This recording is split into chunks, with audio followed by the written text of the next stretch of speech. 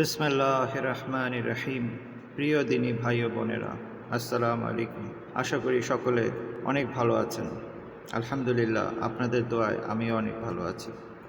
আজকে আপনাদেরকে আমার জীবনের একটি কষ্টের অধ্যায় বলতে চাই এবং তার মধ্যে থেকে কিছু নসিহত আপনারা পাবেন এবং এই ধরনের কষ্ট থেকে কিভাবে বাঁচতে পারবেন সেই পথও ইনশাল্লাহ আমি বলে দেব। আপনারা অনেকেই জানেন যে আমার জীবনের একটি লম্বা সময় আমি মাখলুকের খেদমতের নিয়তে একজন পল্লী চিকিৎসক হিসেবে মানুষকে বিনা টাকায় সেবা দিয়ে গিয়েছিলাম। কিন্তু আমার অধিকাংশ পেশেন্ট এমন ছিল যারা অত্যন্ত গরিব, যারা কিনা ওষুধটাও সঠিকভাবে হয়তো কিনে খাওয়ার তৌফিক নেই। কিন্তু আমি একজন মানুষ হিসেবে আমার রয়েছে কিছু সীমাবদ্ধতা। আমি একজন পেশেন্টকে শুধু দেখেই তো বলতে পারবো না যে আসলে তার ভিতরে কি সমস্যা হয়েছে। আর যতক্ষণ পর্যন্ত আপনি সঠিকভাবে আপনার রোগ শনাক্ত করতে পারবেন না, ততক্ষণ পর্যন্ত আপনি সঠিক চিকিৎসাও দিতে পারবেন না। তো এমত অবস্থায় আমি অনেক তালাশ করার পর একজন বুজুর্গের সন্ধান পাই, যিনি কিনা সিলেটে থাকেন এবং তিনি একজন অনেক বড় আমেল। এবং তার কাছে এমন একটি আমল আছে যে আমলটি কেউ করলে তার সাথে যে ব্যক্তি দেখা করতে আসবে তার সম্পর্কে সমস্ত কিছুই সে জানতে পারবে। এটি মূলত ছিল একটি হামজাদের আমল। নিজের হামজাদকে তাবে করে সামনে থাকা ব্যক্তির হামজাদের মাধ্যমে সমস্ত ইনফরমেশনগুলো নেওয়া যায় এবং তার ভিতরে কোনো অসুখ বিসুখ থাকলে সেটা কি সমস্যা বিস্তারিতও জানা যায়। তো আমি যখন এই আমলের সম্পর্কে জানলাম এবং সেই বুজুর্গের সন্ধান পেলাম, তখন আমি তার সাথে যোগাযোগ করি এবং তিনি একটি অর্থের বিনিময়ে এই আমল আমাকে শিখাবেন বলে উনি ওয়াদা করেন। তো অনেকটা পথ পাড়ি দিয়ে ওনাকে সশরীরে দেখে তারপরে ওনার কাছ থেকে ইজাজত নিয়ে আমলটি শেখার নিয়তে আমি সিলেটে যাই এবং যাওয়ার সময় তার জন্যে অনেক উপহারও নিয়ে যাই। কিন্তু যাওয়ার পর তার আচরণে মনে হচ্ছিল সেই উপহারগুলো তার মুখের উপর ফিকে দিয়ে চলে আসি। কিন্তু তারপরেও যেহেতু আল্লাহ পাকের মাখলুকের খেদমতের জজবা ছিল, তাই তার ব্যবহারগুলো হজম করে তাকে টাকা দিয়ে সে আমলটি আমি শিখে নিই।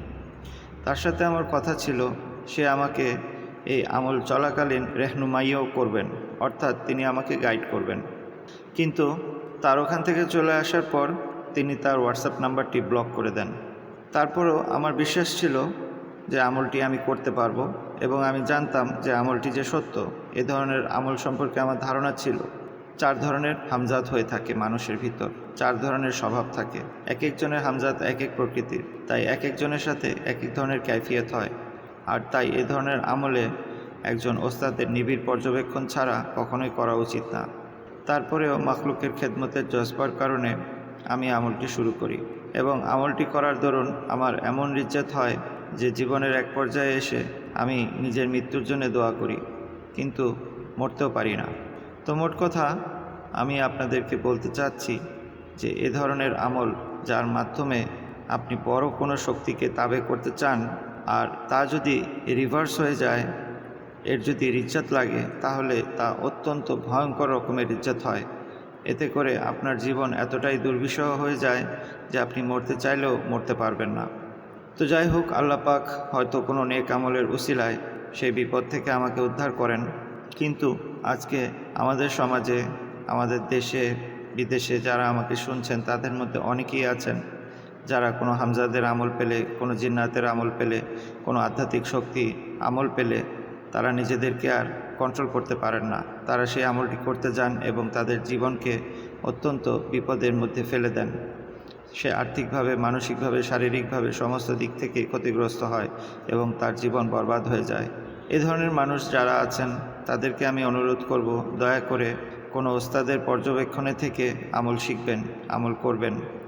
কারণ এক একজনের এক এক ধরনের ক্যাফিয়ত তৈরি হয় এবং তখন ওস্তাদ ছাড়া সেই পরিস্থিতির থেকে উদ্ধার হওয়া মুশকিল হয়ে যায়।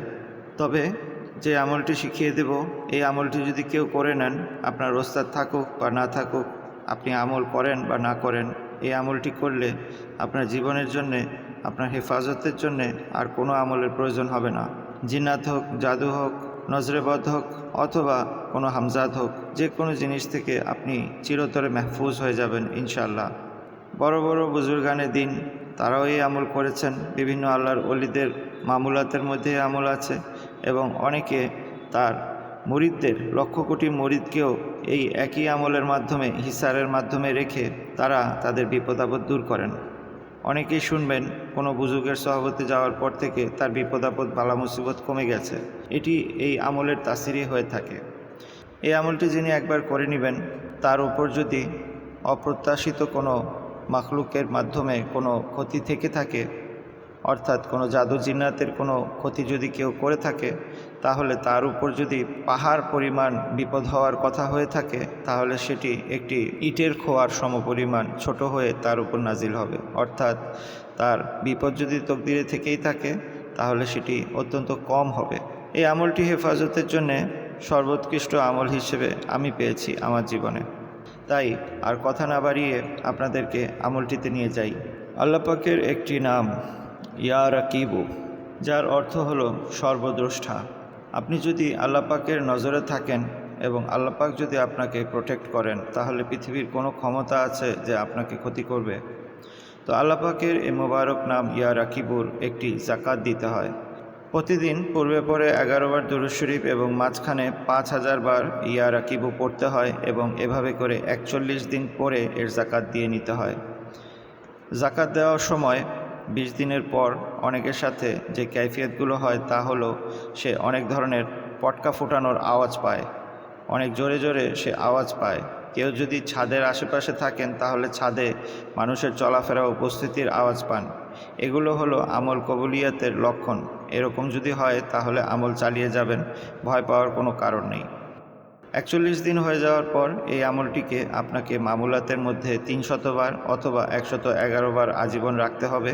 পাশাপাশি আপনি চাইলে প্রত্যেক নামাজের পর 7 বার পড়তে পারেন, অথবা অন্তত ফজর এবং আসরের পর আপনাকে 7 বার পড়ে আপনাকে কল্পনায় নিজেকে প্রথমে, তারপরে আপনার পরিবারকে হিসারের মাধ্যমে নিয়ে আসতে হবে। আপনি চাইলে আপনি কল্পনায় আপনার শাহাদাত আঙ্গুলকে ঘুরিয়ে আপনার বাড়ির হিসারও করতে পারেন। আপনি চাইলে 7 বার পরে প্রথমে নিজের হিসার, তারপরে 7 বার পরে পরিবারের হিসার, তারপরে 7 বার পরে ঘরের হিসার, এভাবেও আলাদা আলাদা করে করতে পারেন, অথবা একসাথেও করতে পারেন।